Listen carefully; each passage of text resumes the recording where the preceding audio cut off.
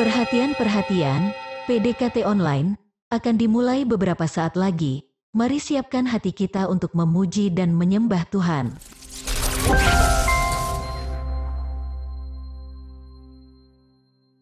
Shalom Sobat DC Ministry dimanapun berada, sungguh bersuka cita dapat bertemu kembali dalam PDKT Online di awal bulan Desember ini.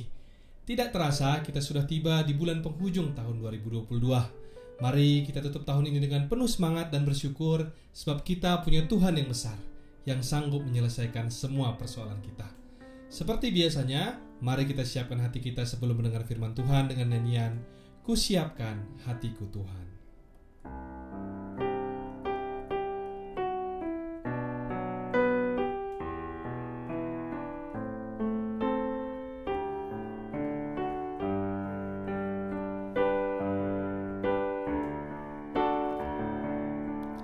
Ku siapkan hatiku Tuhan untuk dengar firman-Mu saat ini. Ku sujud menyembah-Mu Tuhan dalam hadirat-Mu saat ini.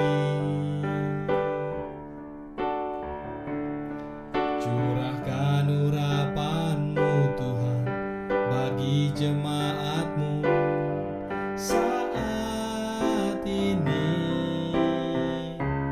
Ku siapkan hatiku Tuhan untuk dengar firman-Mu.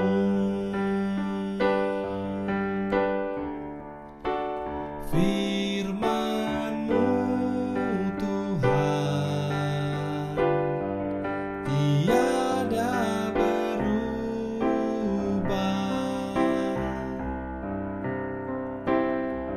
Dahulu, sekarang, selama-lamanya tiada berubah.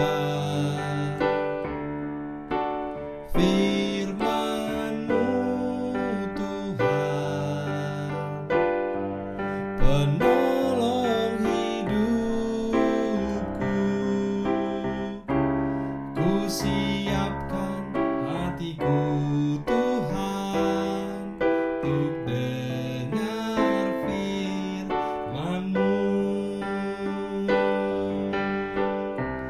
Ku siapkan hatiku Tuhan untuk dengar firman-Mu.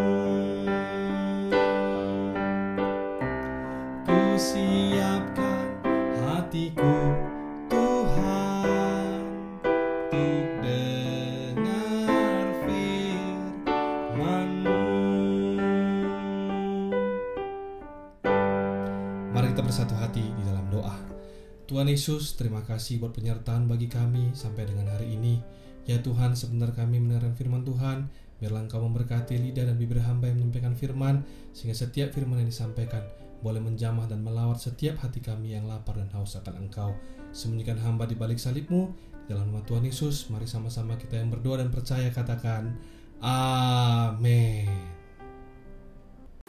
Hari ini, sharing firman yang akan saya bawakan berjudul Jangan Lupakan Tuhan dalam Perencanaan. Tidak terasa kita sudah memasuki awal bulan Desember di penghujung tahun 2022. Tentu banyak dari kita yang sedang membuat resolusi maupun rencana untuk tahun 2023 nanti. Oleh sebab itu, saya rindu menyampaikan pesan Tuhan pada kita melalui sharing hari ini agar di dalam setiap rencana yang akan atau sedang kita buat, kita senantiasa melibatkan Tuhan. Sebelum kita lanjutkan sharing hari ini, mari kita baca terlebih dahulu firman Tuhan di dalam Yakobus 4 ayat 13-17. Demikian firman Tuhan. Kita mulai dari ayat yang ke-13. Jadi sekarang, hai kamu yang berkata, hari ini atau besok kami berangkat ke kota Anu, dan di sana kami akan tinggal setahun, dan berdagang serta mendapat untung, sedang kamu tidak tahu apa yang akan terjadi besok. Apakah arti hidupmu? Hidupmu itu sama seperti uap yang sebentar saja kelihatan lalu lenyap. Sebenarnya kamu harus berkata, jika Tuhan menghendakinya, kami akan hidup dan berbuat ini dan itu. Tetapi sekarang, kamu megahkan diri dalam congkakmu, dan semua kemegahan yang demikian adalah salah. Jadi, jika seorang tahu bagaimana ia harus berbuat baik, tetapi ia tidak melakukannya, ia berdosa. Di dalam menjalani kehidupan, kita sering membuat perencanaan mengenai banyak hal yang akan kita lakukan ke depan. Tidak jarang, saat membuat rencana, kita bertanya dalam hati kita, apakah rencana yang saya buat ini sesuai atau tidak dengan kehendak Tuhan? Apakah ini yang Tuhan mau untuk saya lakukan, atau malah sebaliknya? Untuk itulah diperlukan suatu proses perenungan dalam diri kita dengan Tuhan untuk mengetahui akan hal ini. Melalui perikop yang kita baca bersama tadi, kita bisa melihat bahwa Tuhan tidak melarang ketika membuat suatu perencanaan. Malah, itu merupakan sebuah hal yang baik untuk dilakukan. Sebab dengan perencanaan yang baik dan matang, diharapkan langkah hidup kita dapat berjalan lebih teratur dan terarah pada suatu sasaran yang ingin dicapai. Yesus sendiri sangat menekankan pentingnya sebuah rencana di dalam menjalani hidup, khususnya dalam mengawali dan menyelesaikan sebuah pekerjaan. Di dalam Lukas 14 ayat ke-28-30, dia mengatakan bahwa sebab siapakah di antara kamu yang kalau mau mendirikan sebuah menara tidak duduk dahulu membuat anggaran biayanya, kalau-kalau cukup uangnya untuk menyelesaikan pekerjaan itu, supaya jikalau ia sudah meletakkan dasarnya dan tidak dapat menyelesaikannya, jangan-jangan semua orang yang melihatnya mengejek dia sambil berkata, orang itu mulai mendirikan tetapi ia tidak sanggup menyelesaikannya. Segala sesuatu itu perlu rencana. Hidup yang terencana merupakan suatu bukti bahwa kita mempunyai target, tidak sekedar menjalani hidup. Rencana juga sekaligus sebagai pertanda bahwa kita sangat menghargai setiap waktu, potensi dan sarana hidup yang Tuhan anugerahkan. Setiap bentuk perencanaan haruslah juga disertai dengan komitmen dan usaha untuk mewujudkannya, agar setiap rencana tersebut nantinya tidak hanya sekedar mimpi ataupun angan-angan belaka. Yang menjadi masalah adalah ketika kita membuat rencana, kita tidak lagi melibatkan Tuhan, karena kita dalam tanda kutip merasa mampu mengatur langkah hidup kita sendiri.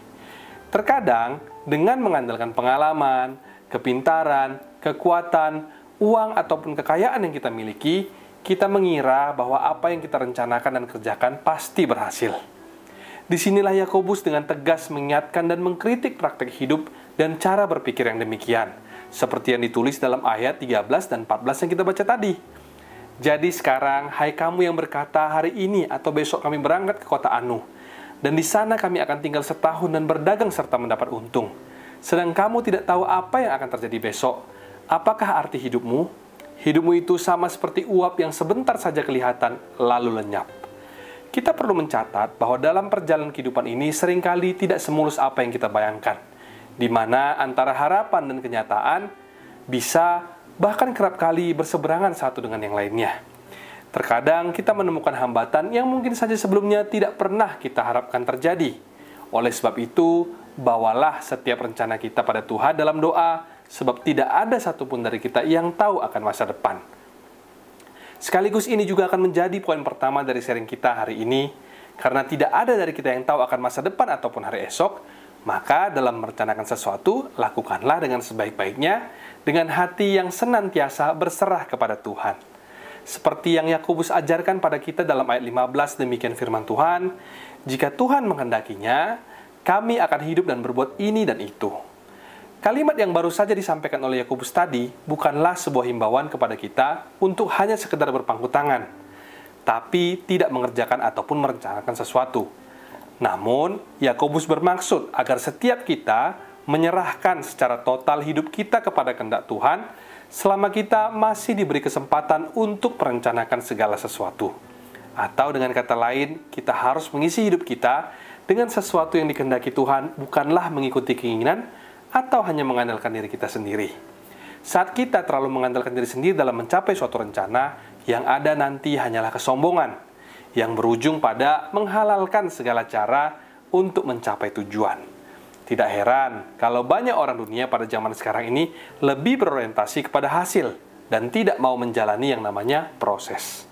Padahal Tuhan rindu kita melalui setiap proses, karena dalam setiap proses yang kita lalui, kita dapat menemukan banyak pelajaran penting yang akan menjadi bekal kita di hari depan.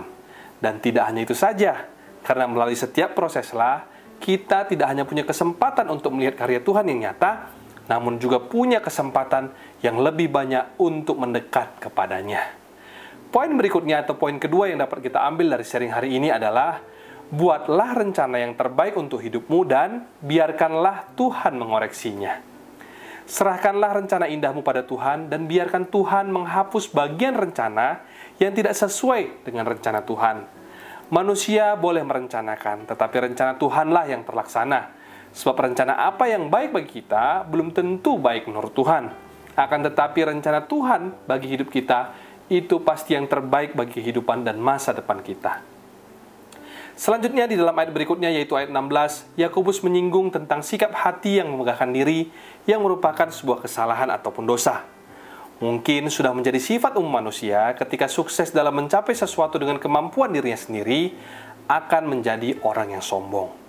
Sifat sombong inilah yang tidak disukai oleh Tuhan. Setiap orang yang tinggi hati dan sombong menjadikan dirinya musuh Allah. Orang sombong selalu berpikir bahwa dirinya lah yang paling hebat atau yang paling mampu dibandingkan dengan orang lain. Lalu kemudian orang tersebut biasanya cenderung untuk menganggap rendah orang lain dan merasa tidak lagi membutuhkan orang lain, bahkan merasa tidak lagi membutuhkan Tuhan. Oleh sebab itu Yakobus mengingatkan agar jangan kita bermegah dalam kecongkakan, karena semua kemegahan yang membawa manusia menjadi sombong adalah sebuah kesalahan. Firman Tuhan dalam Yeremia 17 ayat 5 berkata, terkutuklah orang yang mengandalkan manusia, yang mengandalkan kekuatannya sendiri, dan yang hatinya menjauh daripada Tuhan. Poin ketiga, sekaligus menjadi poin terakhir dari sharing kita hari ini, rencanakanlah segala sesuatu dalam hidupmu dengan kerendahan hati di hadapan Tuhan. Di dalam membuat perencanaan yang baik, diperlukan kerendahan hati di hadapan Tuhan. Karena kita adalah hambanya yang hanya sekedar bisa berencana, namun Tuhanlah yang menentukan setiap arah langkah kita, seperti yang tertulis dalam Amsal 16 ayat 9. Terakhir, sebelum menutup sharing hari ini dalam Yakobus 4 ayat 17, Yakobus kembali menegaskan pada kita, barang siapa yang sudah memahami kebenaran namun tidak melakukannya, juga sama halnya dengan berdosa. Jika kita sudah tahu sesuatu yang baik, maka kita pun harus mengerjakannya dengan tulus, peduli dengan semua yang ada di sekeliling kita, dan merencanakan serta melakukan segala yang baik di hadapan Tuhan, juga harus dengan hati yang tulus pula. Jadi 3 poin yang dapat kita ambil dari sharing kita hari ini. Yang pertama, bawalah setiap rencana kita pada Tuhan dalam doa, sebab tidak ada satupun dari kita yang tahu akan masa depan. Yang kedua, buatlah rencana yang terbaik untuk hidupmu dan biarkanlah Tuhan mengoreksinya. Dan yang terakhir atau yang ketiga, rencanakanlah segala sesuatu dalam hidupmu dengan kerendahan hati di hadapan Tuhan. Saya rindu sharing hari ini boleh memberkati setiap kita, karena kita perlu Tuhan Allah yang tidak terbatas dalam segenap aspek hidup kita. Tujuannya bukan untuk mengejar target-target pribadi, melainkan untuk menikmati hidup bersama dengan Tuhan setiap hari, bahkan setiap waktu. Demikian sharing hari ini dan Tuhan Yesus memberkati. Sebelum kita menutup perjumpaan kita pada hari ini, mari kita naikkan pujian, sungguh indah Kau Tuhan.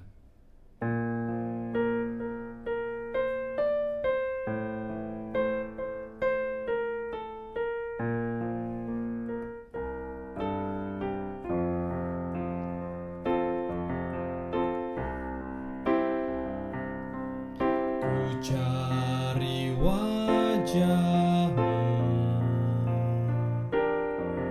temukan kasih-Mu.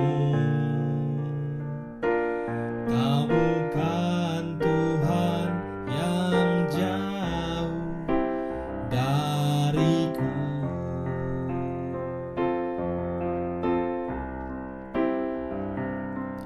Ku panggil nama-Mu, ku dengar jawab-Mu. Kau Tuhan yang selalu dengar seruan hatiku.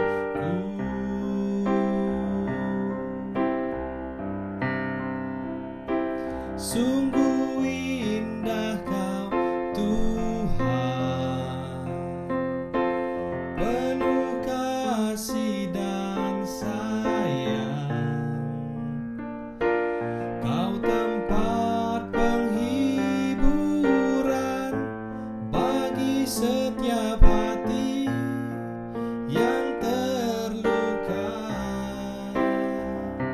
Sungguh indah Kau Tuhan, menara perlindungan. Kau sumber kekuatan bagi semua orang yang membutuhkan. Sumber kekuatan, sumber kekuatan, sumber kekuatan bagi semua orang yang membutuhkan.